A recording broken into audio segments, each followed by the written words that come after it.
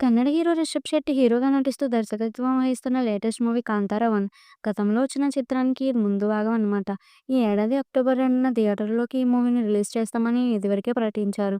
అందుకు తగ్గట్లే చాన్నాళ్ల నుండి షూటింగ్ చేస్తున్నారు. కానీ ఇదివరకే ముగ్గురు జూనియర్ ఆర్టిస్టులు మరణించారు. తొలుత రాకేష్ పూజారి అనే కన్నడ నటుడు సెట్‌లో గుండెపోటుతో మరణించారు. తర్వాత కొన్నాళ్లకు జూనియర్ ఆర్టిస్ట్ కపిల్ కర్ణాటకలోని ఉడుపి జిల్లాలోని సౌపర్ణిక నదిలో ప్రమాదవశాత్తు మునిగిపోయి ప్రాణాలు కోల్పోయారు. కొన్ని రోజుల క్రితం కళాభవన్ అనే వ్యక్తి కూడా ప్రాణాలు కోల్పోయాడు. కర్ణాటకలోని మాని జలాశయంలో శనివారం రాత్రి షూటింగ్ జరుగుతుండగా బోటు నీటిలో మునిగింది. ప్రమాద సమయంలో హీరో రిషబ్ శెట్టి సహా 30 మంది నటీనటులు, సిబ్బంది అందులో ఉన్నారు. అయితే సంఘటన జరిగిన తర్వాత వారందరూ ఈదుకుంటూ ఒడ్డుకు చేరుకోవడంతో పెను ప్రమాదం తప్పింది.